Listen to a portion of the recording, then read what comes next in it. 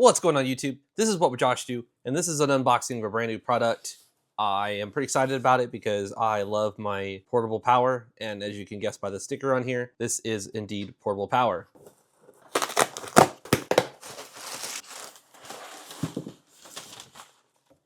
All right, so this is the VTOMAN Super Safe Life BMS Power Station Jump 100, 88.8 watt hours. We also have the UPC and some information here as well. And then it says Volt Smart, Power Strong. And then on the back of it, we've got some additional information such as Jump 100, model number 0PS100W, Life BMS, some safety listings, battery capacity. So this is a 100 watt AC inverter, and the USB ports can do 5 volts at 2.4 amps.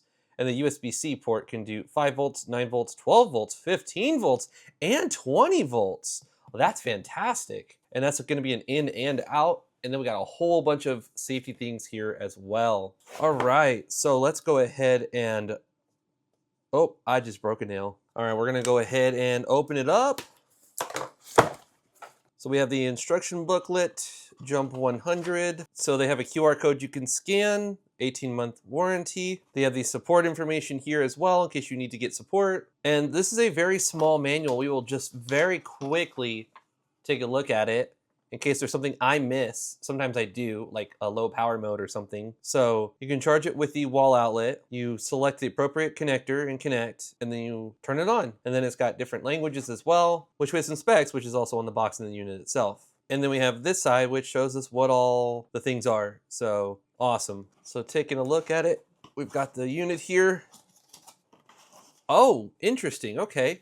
Okay, so it's like a, that's awesome. I do really like that. And it comes with a single USB-C cable. Is that it? Yeah, that seems to be it. Very, very simple packaging. All right, so we'll take a close-up look at the unit. It says VTOMAN. It's got the little handle to carry it, which is freaking awesome. You can be like on a hike or on a trail or something like that and have this thing carried around. You do have the fan there, so it's probably going to be blowing some heat on your hands maybe, but we do also have a vent on this side, so I'm assuming it's going to pull the air in from here and then blow it out here. It could be the other way around, but you never know. We do have a light on it, I think. Our US plug. We have a light button here, an AC button, a power button, with USB-C in and out, and that's going to be 65 watts, so you can charge it with USB-C. In fact, I think the only way to charge it is with USB-C. Okay, very interesting.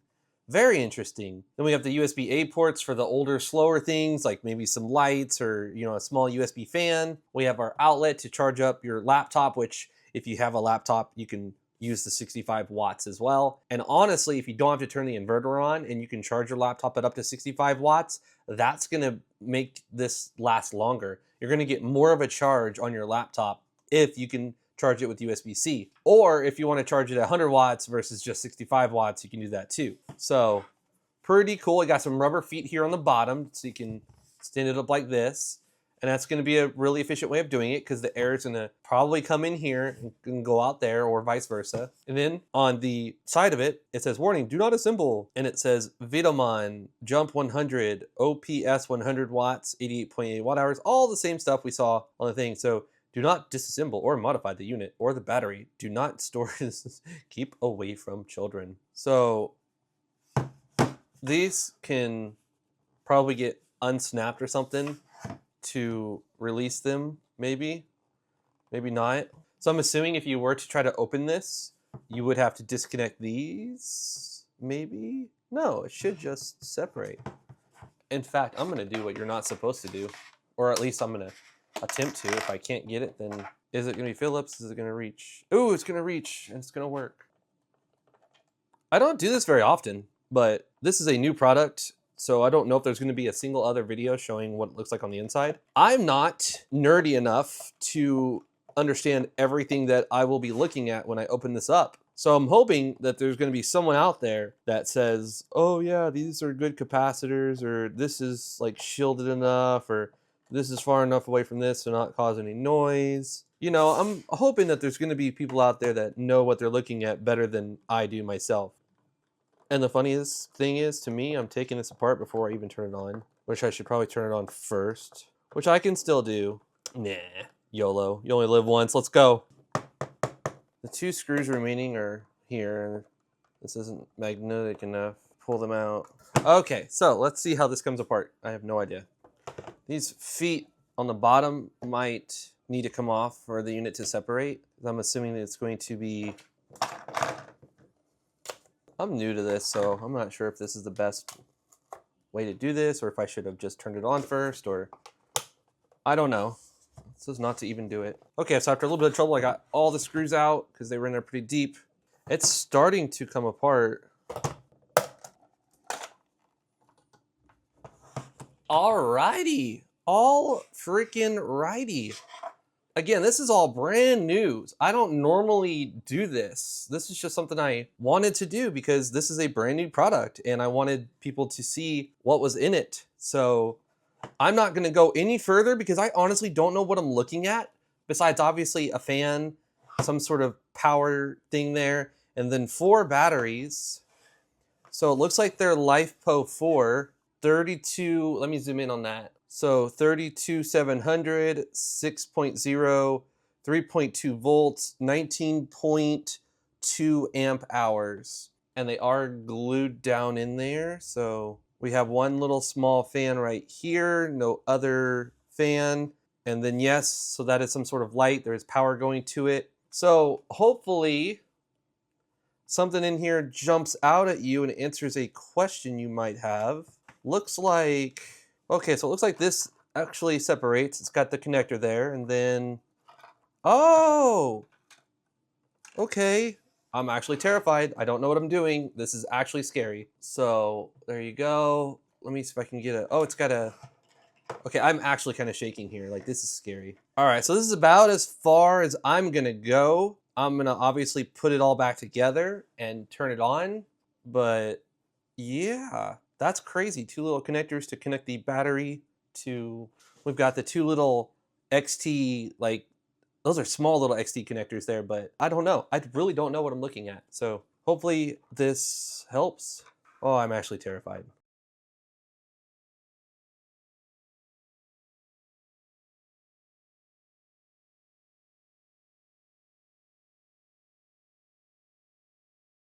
So let's see if we can just put it all back together now. Okay, it's pretty simple so far.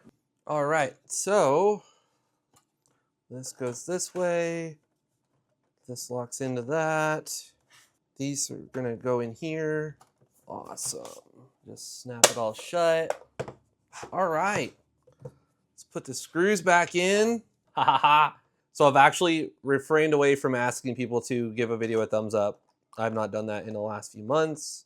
I don't even ask people to subscribe anymore. It's just a, hey, this is what Josh doing, I'm out. If you found this information helpful at all, I would definitely appreciate a thumbs up because I don't normally take things apart. But now you and I have a better understanding of what is in here and there's no questions. And some of you are gonna know a lot more about what you saw than I do. Already, if you had just watched me take it apart, you probably would never know I did.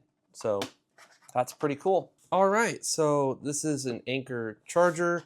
I'm gonna use the USB-C cable that it came with. I'm hoping it's not just a 60-watt cable, because if it is, then you're actually gonna be losing out on 5 watts that you could be charging this thing a little bit faster. Of course, I've got the tools and the knowledge to test that, so we're gonna do that. So we'll plug it into the first port here. And again, this is the cable that it comes with, so we'll plug that in. And mine says it arrived at 0%. And it says Type C. On here, we're drawing a very small amount of power, just 4 watts. So it's probably going to have to get a little bit of a charge before it goes faster. So yeah, let me pause the video and come back to this in a little bit and see where we're at. Oh. It switched to 20 volts. That's a good sign. That means it's capable of charging much, much faster once the amperage goes up. Okay, we'll come back to this in a little bit.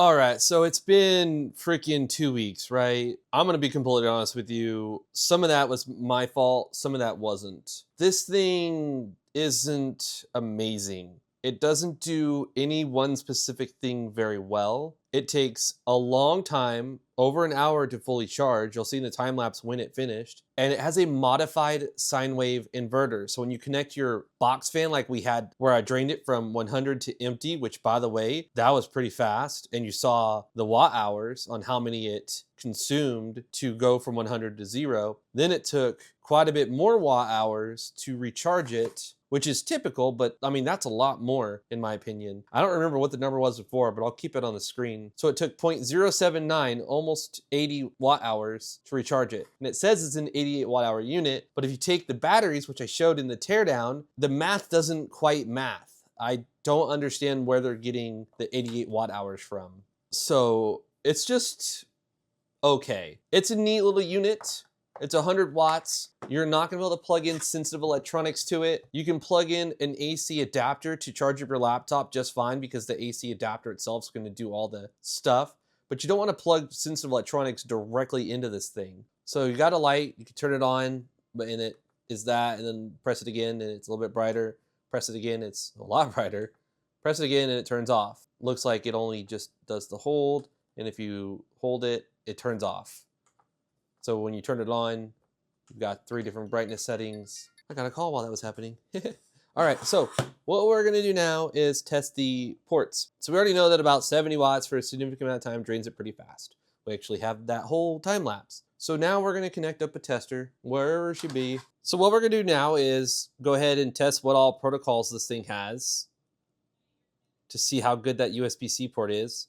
And if your specific fast charging protocol is supported on here, which the good news is the USB-C port seems to be pretty good. We have quick charge 3, so let's just go over to that real quick. Yep, so we got 5, 9, and 12 volts, quick charge 2 and 3. We have FCP, we have SCP, we have AFC, and most importantly, we've got the PD3. So we've got 5, 9, 12, 15, and 20 volts. And most importantly, we've got PPS. That's 5 volts to 21 volts at 3.25 amps. So if you have a newer phone, such as the S25 Ultra or the S26 Ultra, you'll be able to get super fast charging 2.0. If you have an older Samsung, such as the S24 Ultra or below, you will only get 25 watt super fast charging because it needs to have 5 amps of PPS on those older Samsung phones in order to achieve the 45 watt super fast charging 2.0. The newer Samsungs, they can use a lower amperage and a higher voltage to get super fast charging 2.0.